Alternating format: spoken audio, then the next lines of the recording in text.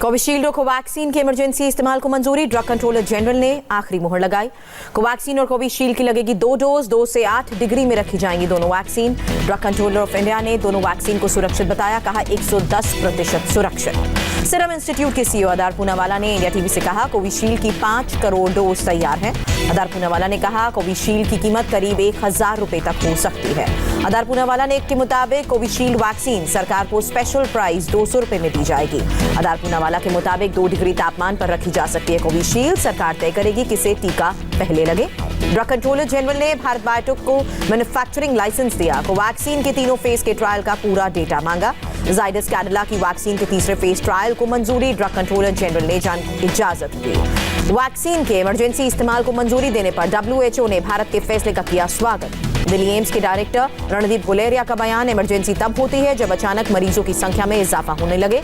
Doctor Guleria के मुताबिक emergency में अगर वैक्सीनेशन की जरूरत पड़ी तो भारत बायोटेक वैक्सीन का इस्तेमाल होगा। डॉक्टर गुलेरिया के मुताबिक अगर कोविशील्ड असरदार नहीं हुई तो भी बैकअप के तौर पर कोवैक्सीन लगाई जाएगी। डॉक्टर रणदीप गुलेरिया ने कहा वैक्सीन को सिर्फ इमरजेंसी इस्तेमाल को ही मंजूरी, वैक्सीन का ट्रायल चलता रहेगा। प्रधानमंत्री मोदी ने देशवासियों को बधाई दी, कहा वैक्सीन को इजाजत मिलना हर भारतवासी के लिए गर्व की बात। प्रधानमंत्री मोदी ने कहा आत्मनिर्भर भारत के सपने को पूरा करने के लिए वैज्ञानिकों ने जज्बा दिखाया। स्वास्थ्य मंत्री हर्षवर्धन का ट्वीट, कहा प्रधानमंत्री मोदी के नेतृत्व में भारत को कोरोना से लड़ाई में बड़ी जीत मिली। डॉक्टर हर्षवर्धन ने कहा वैक्सीनेशन के लिए चुनाव जैसी तैयारी, 57,000 से ज्यादा वॉलंटियर्स को ट्रेनिंग। डॉक्टर हर्षवर्धन ने कहा देश के 719 जिलों में वैक्सीनेशन के लिए ट्रेनिंग दी गई है। गृह मंत्री अमित शाह ने कोरोना वैक्सीन को मंजूरी को बड़ी उपलब्धि बताया, ट्वीट कर वैज्ञानिकों को सलाम किया। बीजेपी अध्यक्ष जेपी नड्डा ने वैक्सीन को मंजूरी को ऐतिहासिक बताया, कहा प्रधानमंत्री के नेतृत्व में देश ने नया आयाम स्थापित किया। कांग्रेस सांसद शशि थरूर ने वैक्सीन को मंजूरी पर सवाल उठाए, कहा कोवैक्सीन के 3रे फेज का ट्रायल अभी पूरा नहीं हुआ। शशि थरूर ने स्वास्थ्य मंत्री से जवाब मांगा, फेज 3 ट्रायल खत्म होने का इंतजार करना चाहिए था। पूर्व केंद्रीय मंत्री जयराम रमेश ने भी वैक्सीन पर सवाल उठाए, कहा कोवैक्सीन के लिए इंटरनेशनल प्रोटोकॉल फॉलो नहीं किया गया। स्वास्थ्य मंत्री हर्षवर्धन को स्थिति स्पष्ट करनी चाहिए। कोरोना वैक्सीन को लेकर राशिद अल्वी का बेतुका बयान, कहा सरकार विपक्ष के नेताओं के खिलाफ कर सकती है वैक्सीन का इस्तेमाल। डॉक्टर हर्षवर्धन का विपक्ष पर निशाना, ट्वीट कर कहा वैक्सीन पर सवाल उठाना शर्मनाक, खुद अपनी क्रेडिबिलिटी गिरा रहे हैं। विपक्ष पर केंद्रीय मंत्री गिरिराज सिंह का निशाना, वो छिपकर वैक्सीन लगवा लेंगे, लोगों को भ्रम में रखेंगे। हरदीप सिंह पुरी ने अखिलेश यादव और शशि थरूर को निराशावादी बताया, कहा वो दुखी हैं कि वैक्सीन भारत में बन गई है। बीजेपी अध्यक्ष जेपी नड्डा का विपक्ष पर निशाना, कांग्रेस और विपक्ष को किसी भी भारतीय चीज पर गर्व नहीं। कोरोना वैक्सीन पर बदले अखिलेश के सुर, ट्वीट कर कहा कोरोना टीकाकरण को सजावटी इवेंट ना समझे बीजेपी सरकार, ये लोगों के जीवन का विषय है। अखिलेश यादव ने सरकार से सवाल किया, कहा गरीबों के टीकाकरण की तारीख घोषित करे सरकार। अखिलेश यादव ने ट्वीट कर सफाई दी, कहा मुझे वैज्ञानिकों पर पूरा भरोसा, बीजेपी की ताली और थाली वाली सोच पर भरोसा नहीं। यूपी के सीएम योगी आदित्यनाथ ने प्रधानमंत्री की तारीफ की, कहा पहले दुनिया में कोई काम पहले होता था, हमारे यहाँ आखिरी में होता था। सीएम योगी ने कहा भारत पहला ऐसा देश जहां 2 वैक्सीन को मंजूरी मिली। योगी ने कहा वैक्सीन को मंजूरी आत्मनिर्भर भारत का उदाहरण है। बीएसपी सुप्रीमो मायावती ने वैज्ञानिकों को बधाई दी, कहा सर्व समाज के अति गरीबों को भी सरकार मुफ्त में टीका लगाए। अरविंद केजरीवाल ने वैक्सीन को मंजूरी पर बधाई दी, कहा वैज्ञानिकों और डॉक्टर्स को सलाम। दिल्ली के स्वास्थ्य मंत्री सत्येंद्र जैन ने कहा पहले चरण में हेल्थ वर्कर्स को वैक्सीन लगाई जाएगी। देश में एक दिन में कोरोना के 18,177 नए केसेस, 217 संक्रमितों ने दम तोड़ा। भारत में 24 घंटे में 20,923 संक्रमितों ने कोरोना को मात दी। अभी भी 2,47,000 से ज्यादा एक्टिव केसेस। देश में अब तक कोरोना के करीब 17 करोड़ 49 लाख सैंपल्स की टेस्टिंग। महाराष्ट्र में बीते 24 घंटे में कोरोना से 3,282 लोग संक्रमित, 35 की मौत। दिल्ली में 24 घंटे में कोरोना के 424 नए मामले, एक दिन में 14 लोगों ने जान गंवाई। यूपी में 24 घंटे में 769 नए केसेस, 17 की मौत। पंजाब में कोरोना के 210 नए मामले, बीते 24 घंटे में 12 लोगों की मौत। बीते 24 घंटे में गुजरात में कोरोना के 715 लोग संक्रमित हुए, 4 लोगों की मौत हुई। तमिलनाडु में पिछले 24 घंटे में 867 लोग संक्रमित, 1002 लोग डिस्चार्ज भी हुए। आंध्र प्रदेश में एक दिन में कोरोना के 232 नए केसेस, राज्य में 3070 एक्टिव मामले। कर्नाटक में बीते 24 घंटे में कोरोना से 810 लोग संक्रमित हुए, 8 ने जान गंवाई। केरल में 24 घंटे में कोरोना के 4600 नए मामले, राज्य में 65,278 एक्टिव केसेस। मणिपुर में 24 घंटे में 38 लोग कोरोना से संक्रमित, 1 व्यक्ति की मौत हुई। गोवा में कोरोना के कुल 51,295 केसेस, 24 घंटे में 65 नए मामले। बीते 24 घंटे में उत्तराखंड में कोरोना के 267 नए मामले, 5 की मौत। बिहार में सोमवार से खुलेंगे स्कूल, कॉलेजेस और कोचिंग सेंटर, सरकार ने जारी की सेफ्टी गाइडलाइंस। मध्य प्रदेश सरकार ने कोविड सेंटर्स बंद करने के आदेश दिए। कमलनाथ ने फैसले पर सवाल उठाए। गाजियाबाद में दर्दनाक हादसा, अंतिम संस्कार में पहुंचे लोगों पर शमशान की छत गिरने से 23 लोगों की मौत, 15 घायल।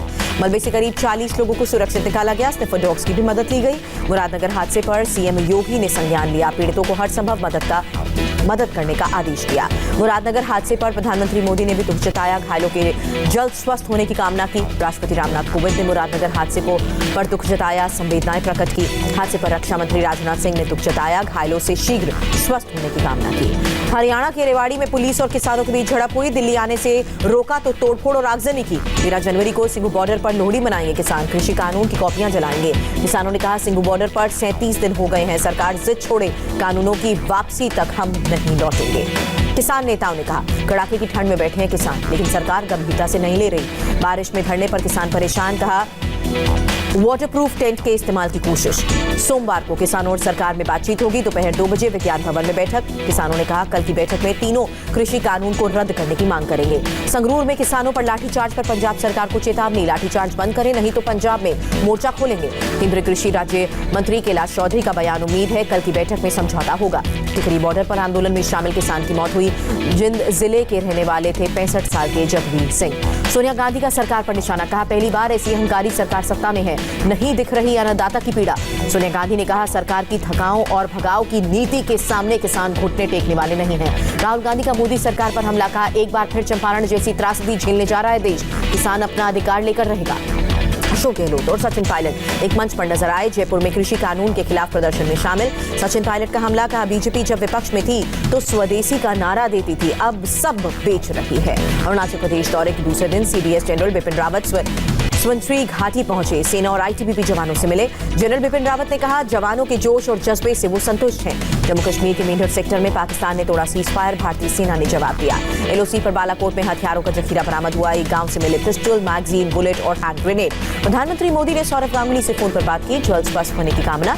एआईएमआईएम प्रमुख ओवैसी का ऐलान, बंगाल में अब्बास सिद्दीकी के नेतृत्व में उसकी पार्टी चुनाव लड़ेगी। ममता द्वारा ओवैसी की पार्टी को बीजेपी की बी टीम बताने पर बोले ओवैसी, ममता अनाप शनाप बातें कर रही हैं। गुजरात के स्थानीय निकाय चुनाव में सभी सीटों पर लड़ेगी आम आदमी पार्टी। 504 उम्मीदवारों के नाम की घोषणा की। जेपी नड्डा सोमवार को गुजरात जाएंगे, पार्टी के वरिष्ठ नेताओं से करेंगे मुलाकात। कर्नाटक के सीएम येदियुरप्पा का ऐलान, पार्टी को मजबूत करने के लिए राज्य में यात्रा निकालेंगे। अगले विधानसभा चुनाव में बीजेपी ने करीब 150 सीटें जीतने का रखा है लक्ष्य, येदियुरप्पा ने जानकारी दी। डीएमके के पूर्व नेता एमके अलागिरी का मदुरई में रोड शो, कहा नई पार्टी बनाने पर जल्द लूंगा फैसला। डीएमके प्रमुख एमके स्टालिन का वादा, विधानसभा चुनाव जीते को उच्च शिक्षा वाले छात्रों का लोन माफ करेंगे। मध्य प्रदेश में शिवराज कैबिनेट का विस्तार, तुलसी सिलावट और गोविंद सिंह राजपूत ने ली कैबिनेट मंत्री की शपथ। एमपी के सीएम शिवराज सिंह चौहान का बयान, सार्वजनिक संपत्ति को नुकसान पहुंचाने वालों से संपत्ति की भरपाई होगी। बिहार उप मुख्यमंत्री रेणु देवी का बयान, बिहार में एनडीए 5 साल पूरा करेगा, किसी के डोरे डालने से नहीं गिरेगी सरकार। दिल्ली के डिप्टी सीएम मनीष सिसोदिया के आमंत्रण पर बोले उत्तराखंड के मंत्री मदन कौशिक, राजनीति थिएटर शो नहीं है। मदन कौशिक ने कहा, दिल्ली की जनता देख चुकी है कि आप सेलर ऑफ होप हैं। केरल के कासरगोड में बस हादसा हुआ, 6 लोगों की मौत, घायलों का इलाज जारी। तमिलनाडु में दुबई से आए 2 सोना तस्कर गिरफ्तार हुए, 31 लाख से ज्यादा का सोना जब्त किया गया। राजस्थान के कई इलाकों में कौओं की मौत के बाद प्रवेश में बर्ड फ्लू का अलर्ट जारी। पाकिस्तान के खैबर पख्तूनख्वा में मंदिर तोड़ने का मामला, पुलिस ने और 45 लोगों को गिरफ्तार किया। भारी बर्फबारी की वजह से जम्मू श्रीनगर नेशनल हाईवे पर यातायात प्रभावित, चारों तरफ बर्फ की सफेद चादर। हिमाचल प्रदेश के कई हिस्सों में बर्फबारी, बर्फ की चादर में ढका लाहौल स्पीति, लाहौल का संपर्क कटा।